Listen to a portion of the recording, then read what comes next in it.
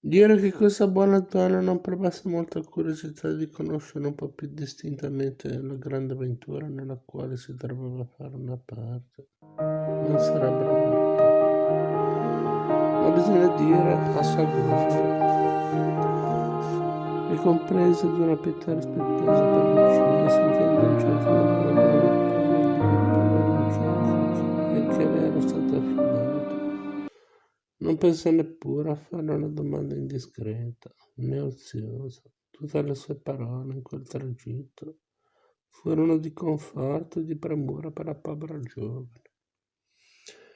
Dio sa quant'è che non avete mangiato, non me ne ricordo più da un pezzo. Poverina, avrete bisogno di ristorarvi. Sì, rispose Lucia con voce fiacca. A casa mia, grazie a Dio, troveremo subito qualcosa. Fatevi coraggio, che ormai c'è poco. Lucia si lasciava poi cadere languida sul fondo della lettiglia, come assopita. E allora la buona donna se la lasciava in riposo.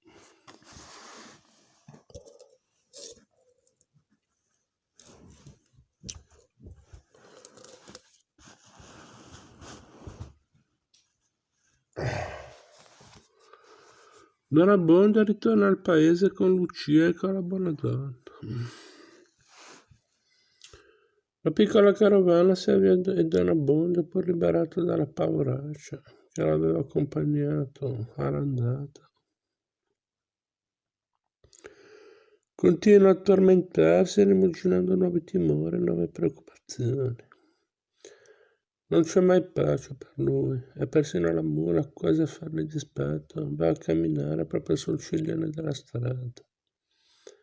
Anche tu, diceva tra sé la bestia, hai quel maledetto gusto di andare a cercare i pericoli quando c'è tanto sentiero. Il povero curato, che non aveva certo l'animo del missionario, pensa a quello che dirà quel bestione di Don Rodrigo quando verrà a sapere della liberazione di Lucia. Sta a vedere che se la piglia anche con me, perché mi sono trovato dentro in questa cerimonia. Come finiscono queste faccende? I colpi cascano sempre all'ingiù e i cenci vanno all'aria. Il nostro Abbondio non è commosso per gli avvenimenti a cui ha assistito. Il suo vittimismo è solo preoccupato per i fastidi che forse potrà ancora avere. Non riesce mai a superare il suo temperamento egoista e pavido e a diventare un uomo di carattere. Finalmente si arriva in paese. Don Abbondio con 1000 inchini si congeda dall'innominato, dicendo che ha affari urgenti da sbrigare in parrocchia, mentre la lettiga dove si trova Lucia si dirige verso la casa della buona donna, che è la moglie del sarto. Lucia in casa del sarto.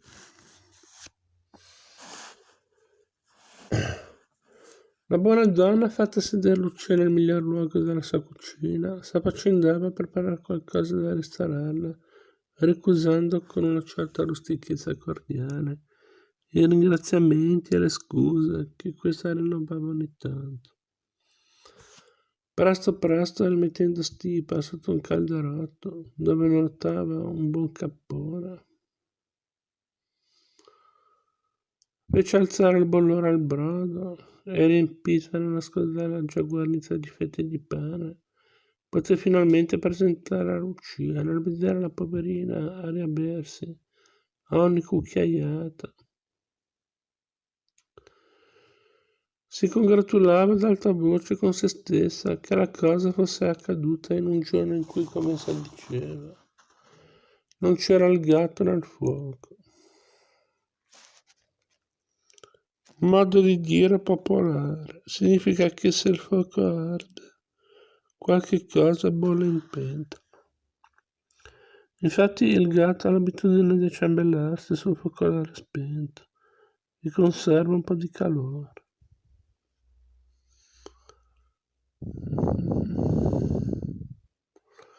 Tutti si ingenuano oggi a far qualcosa, aggiungeva.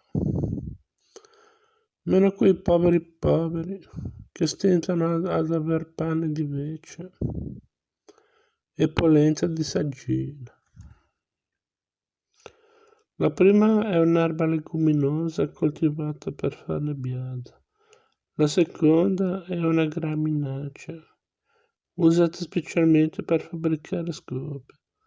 In tempo di carestia le due piante costituivano spesso cibo per i poveri.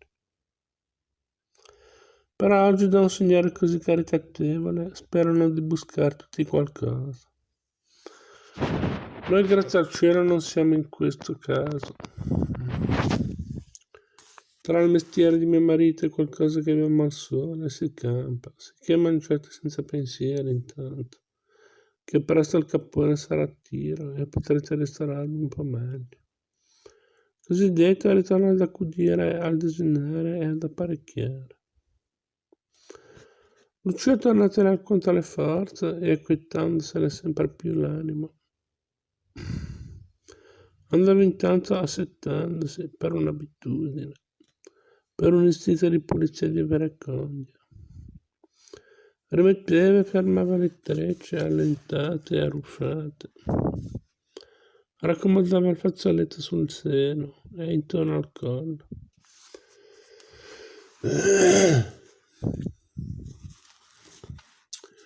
In far questo le sue dita si intralciarono nella corona che ci aveva messa e l'ha nato avanti. Lo sguardo vi corse, si fece nella mente un tumulto istantaneo. La memoria del voto, oppressa fino allora e soffocata da tante sensazioni presenti, vi si suscitò d'improvviso e vi comparve chiara e distinta. Allora tutte le potenze del suo animo appena riavute furono sopraffatte di nuovo a un tratto. E se quell'animo non fosse stato così preparato da una vita di innocenza, di rassegnazione e di fiducia, la costernazione che provò in quel momento sarebbe stata disperazione. Dopo un ribollimento di quei pensieri che non vengono con parole, le prime che si formarono nella sua mente furono: oh, povera me, cosa ho fatto?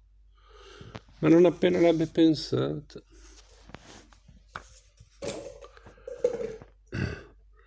ne risentì come uno spavento. Le tornarono in mente tutte le circostanze del voto. L'angoscia intollerabile, il non avere una speranza di soccorso, il fervore della preghiera, la pienezza del sentimento con cui la promessa era stata fatta. E dopo aver ottenuto la grazia pentirsi della promessa, le parve un'ingratitudine sacrilega, una perfidia verso Dio e la Madonna. Le parve che la tale infedeltà le attirerebbe nuove e più terribili sventure, in mezzo alle quali non potrebbe più sperare neppure nella preghiera. E s'affrettò di rinnegare quel pentimento momentaneo, si levò con divozione la corona dal collo e tenendola nella mano tremante confermò di nuovo il voto,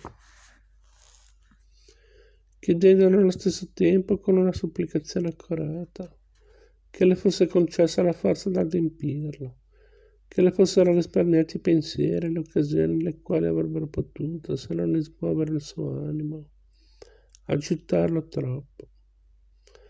La lontananza di Renzo senza nessuna probabilità di ritorno, quella lontananza che fino allora ne era stata così amara, le parve ora una disposizione della provvidenza, che avesse fatti andare insieme due avvenimenti per fine solo, e si studiava di trovarne l'uno la ragione d'essere contenta dell'altro, e dietro quel pensiero s'andava figurando ugualmente che quella provvidenza medesima per compire l'opera saprebbe trovare la maniera di far che Renzo si rassegnasse anche lui, non pensasse più.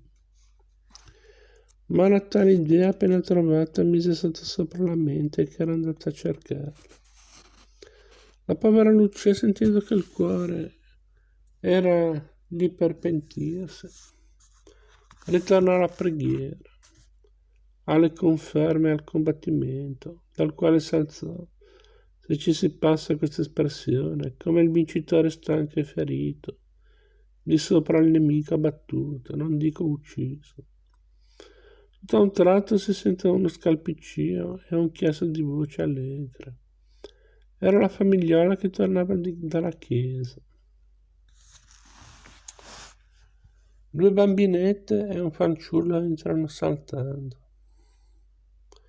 Si fermano un momento a dare un'occhiata curiosa a Lucia, poi corrono dalla mamma e le si aggruppano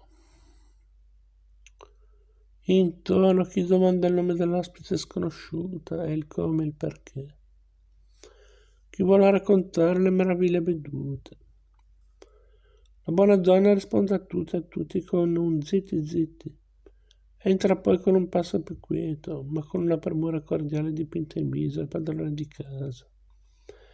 Era, se non l'abbiamo ancora detto, il sarto del villaggio e dei contorni, un uomo che sapeva leggere, che aveva letto infatti più di una volta leggendarie dei santi, il guerriero meschino e i reali di Francia. E passava in quelle parti per un uomo di talento e di scienza. Lode però che rifiutava modestamente, dicendo solo che aveva sbagliato la vocazione e che se fosse andato agli studi invece di tant'altri, conquistò la miglior pasta del mondo, essendosi trovato presente quando sua moglie era stata pregata dal curato di intraprendere quel viaggio caritatevole. Non solo ci aveva dato la sua approvazione, ma le avrebbe fatto coraggio, se ce ne fosse stato bisogno. E ora che la funzione, la pompa, il concorso e soprattutto la predica del cardinale avevano, come si dice, esaltati tutti i suoi buoni sentimenti, tornava a casa con un'aspettativa, con un desiderio ansioso di sapere come la cosa fosse riuscita e di trovare la povera innocente salvata.